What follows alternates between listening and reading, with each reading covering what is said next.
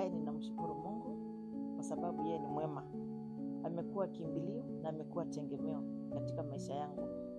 Siku ni siku ambaye nataka kila mmoja niweze kumkaribisha katika channel ya Injili ambaye ni channel pale YouTube inaitwa Sayuni TV 62. Siku ya leo nataka tuweze kujifunza neno lake Mwenyezi Mungu. Maandiko yanasema ya kwamba kila kitu hapa duniani kitapita, lakini neno lake Mwenyezi Mungu. Leo ni siku ninamshukuru Mungu ni kwa sababu ya wema. Ninampenda kwa sababu yeye huwa ananiamsha kila siku.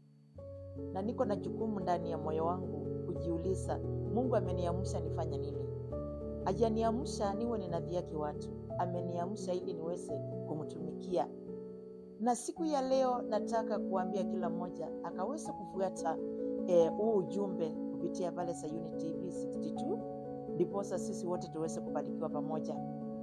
Nataka kusema ya kwamba Mungu ni Mungu na hakuna siku atakuwa yeye si Mungu.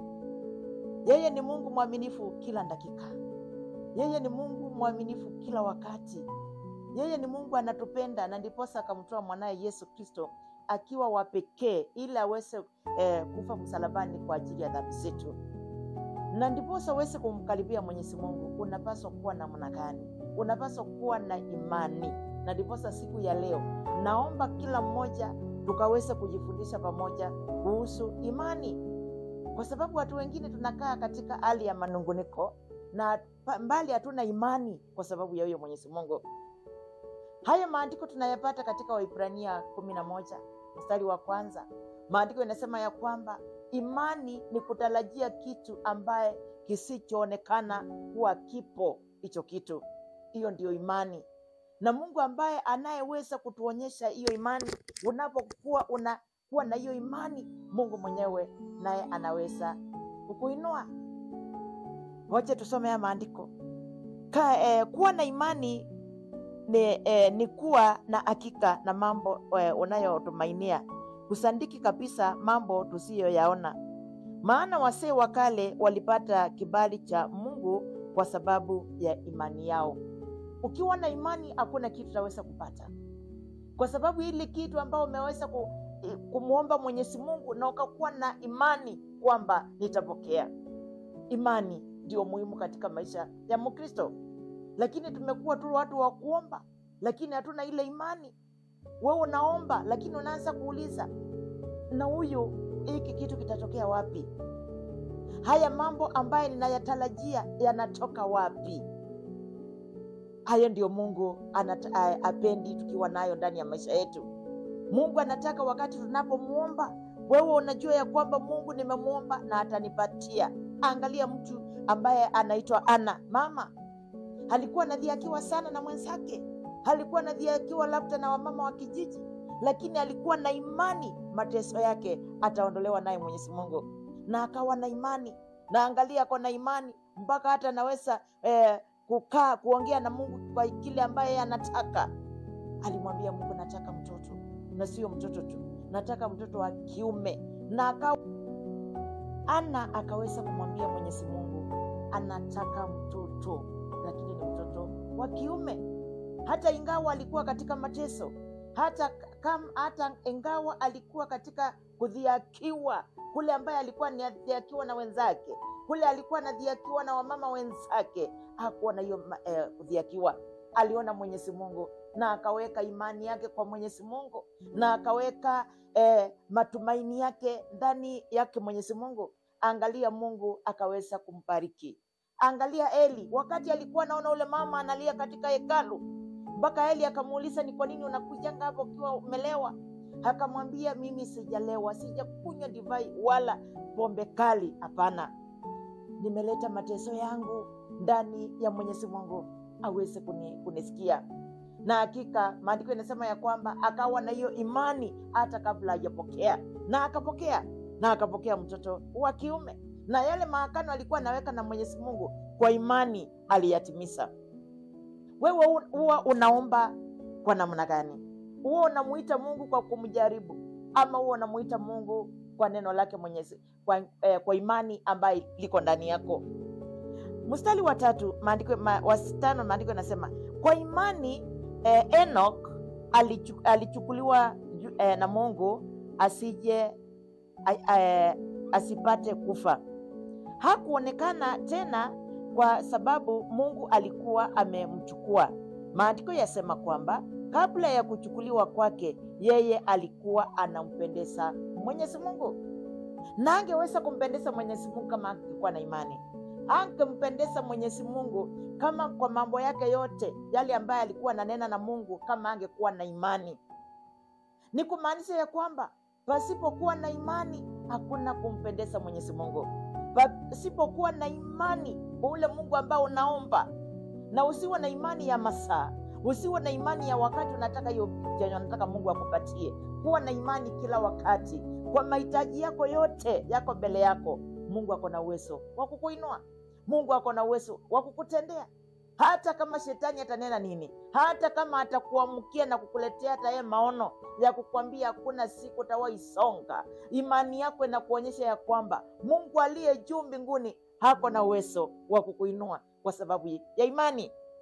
Mstari ambaye ni wa 7, maandiko yanasema wa 6, maandiko yanasema ya kwamba basi pasipokuwa na imani haiwezekani kumpendeza Mungu, kwa maana kila mtu anayemwendea Mungu lazima aamini kwamba Mungu yuko na kwamba watunza wale wanaomtafuta.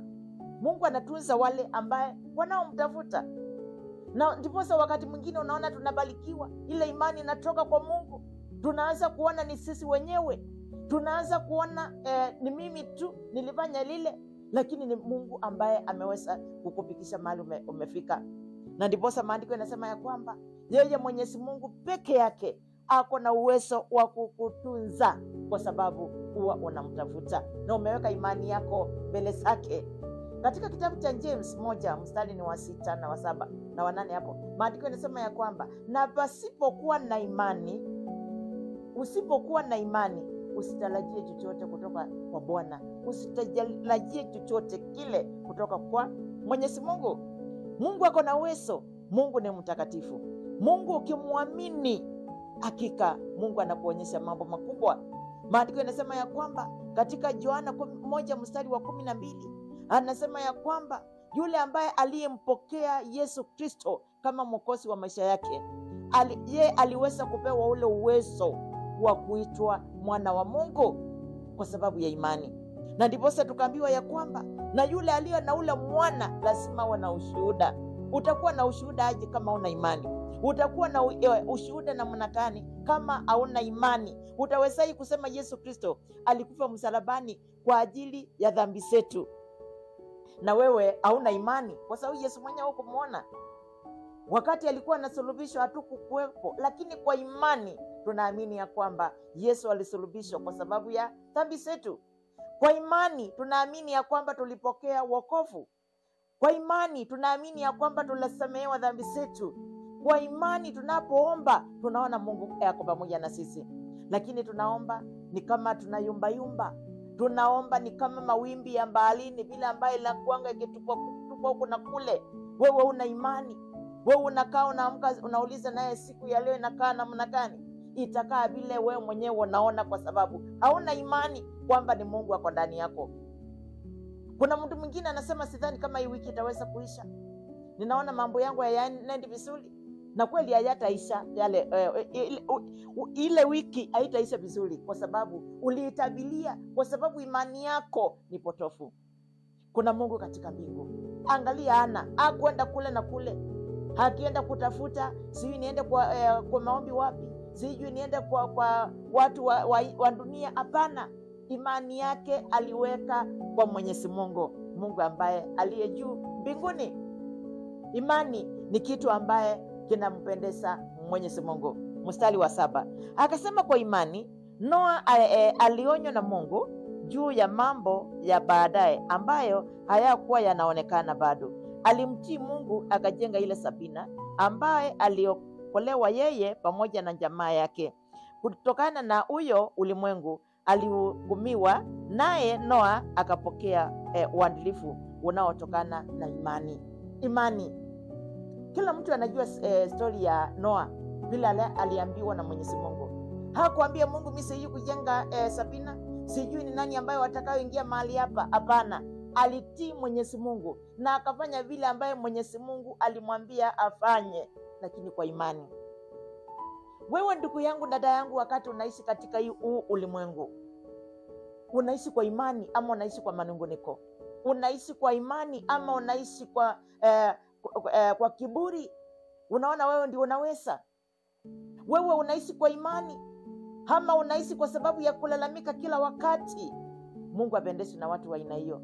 Anapendezwa na mtu kila wakati imani yake ameiunganisha na Mwenyezi Mungu. Kila wakati Mungu unapokaa, unakaa ukijua Mungu ako pamoja na sisi. Na ndiposa akasema Yeremia 23 mstari wa 23, akasema nitafuteni mimi Mwenyezi Mungu niliye karibu, bali sio Mwenyezi Mungu aliye mbali. Ukiwa na imani ya kwamba Mungu ako karibu nawe, hakuna siku utafungukiwa. Hakuna siku imani yako itaenda chini. Hakuna siku ambaye Mungu hataitwa Mungu katika familia yako, katika watoto wako, kwa sababu kila wakati utakuwa pamoja naye. Maandiko yanasema ya kwamba kwa yeyote ambaye anayenitumainia, huwezi ukatumainia Mwenyezi Mungu kama una imani. Yeyote anayenipenda, huwezi ukapenda Mwenyezi Mungu kama hauna imani kwamba yeye yupo. Huwezi ukamtafuta Mwenyezi Mungu kama una imani unayemtafuta ako. Anasema ya kwamba nitawaweka karibu nami, nitaweka karibu na mti ambaye mna mto ambao unaofuta maji kila wakati. Angalia, anasema ya kwamba atatuweka katika maskani yake ambaye baraka zinatiririka kila wakati. Ni kwa sababu ya imani. Mungu wa mbinguni, angalia, watu waliokolewa ni kwa sababu ya imani. Wazee wetu walipokea ushindi ni kwa sababu ya imani. Lakini sisi imani ilipotea kwetu. Imani ambaye tunahitaji kuwa pamoja ndani ya huyo Mwenyezi Mungu ilipotea. Ni kwa sababu ya mambo ya dunia, ni kwa sababu ya tamaa, ni kwa sababu ya wivu, ni kwa sababu ya chuki, ni kwa sababu hutaki kuona mwenzako akiendelea. Ile imani ikapotea. Na kama una imani, huwezi kuwa na amani. Amani naye inaletwa na imani, kwa sababu naamini ya kwamba Mungu aliye ndani yangu ni Mungu ambaye hapendi haya mambo ambaye yako kinyume na neno lake. Lazima ukuwe na amani. Ukipoteza amani, kaa ukijua hauna imani. Ukiangalia uone hii mwaka utamaliza, ni kwa sababu hauna imani. Ukiangalia uone huu mwaka utaweza kumaliza, hautamaliza kwa sababu imani yako iko chini. Na imani yako haiwezi kuwa chini ukuwe na amani. Ndugu yangu, dada yangu, chochote unahitaji, enda mbele za Mwenyezi Mungu. Mathayo 7:7, maandiko yanasema ya kwamba tuombe na tutapewa, tutafute na tutapata, tupishe na tutafunguliwa. Kwa hivyo huwezi omba Mwenyezi Mungu ambao una imani naye. Huwezi ukatafuta kitu ambaye hauna imani nayo. Hauwezi ukapisha kwa mlango ambaye hauna imani. Ni nini utapata pale ndani? Unataka ufunguliwe nini? Uko na imani ya kwamba nataka Mungu afungue mlango ndiposa niweze kupokea baraka zangu. Niko na imani ya kwamba ninapotafuta uwepo wake Mwenyezi Mungu nitaupata. Na mahali unatembea na uwepo wa Mwenyezi Mungu, hakuna siku utafika mwisho. Utakuwa nakuta milango iko wazi. Mahali unataka kuenda nakuta milango iko wazi. Kuna wakati mwingine hata uko na imani, leo nataka kwenda kwa stage, na ile ngali nitapata pale, niko na imani nitakuta imebakisha tu mtu mmoja, mimi ndio iondoke. Na hakika ukifika pale unakuta imebakisha mtu mmoja. Hiyo ndio imani inafanya kazi. Zaburi 34 mstari ni wa 8, maandiko yanasema ya kwamba nijaribini mimi muone nilivyo mwema. Hebu jaribu Mungu kwa imani uone kama Mungu atakutendea. Ni watu wangapi ambaye wametuacha tukiwa ndani ya Mungu, wametuacha tukiwa na imani ya hii safari ya imani. Ndugu yangu, tumekuwa babaya. Tumekuwa watu ambaye ni kama Mungu hatuelewi. Hata ingawa alituumba, tumekaa ni kama hatuelewi, kwa sababu imani ndio kila kitu. Na ndiposa imefikia leo hii. Unaona, unakutana na mtu anakuambia hakuna Mungu. Niliona mtu mwingine anasema Mungu ni mawazo. Mungu si mawazo. Mungu ni Mungu, na Mungu anatenda, na Mungu anainua. Huwezi kusema Mungu ni mawazo. Wewe uliumbwa na nini? Na Mungu ndio alisema ya kwamba na nitaumba mtu, na ndiposa ukaona akaumba mtu siku ya 6, kwa sababu Mungu alijua ya kwamba nikiumba mtu mara ya kwanza ama siku ya pili ama siku ya 3 ataweza kutatiza siku yangu, ataweza kutatiza kazi yangu. Akamuumba siku ya mwisho aende kupumzika. Ni kwa sababu anajua ya mwanadamu hana imani. Imani tulipeleka wapi? Kila wakati tuwe na imani. Watoto wakikuitisha kitu, wacha kuanza kuongelesha maneno machafu.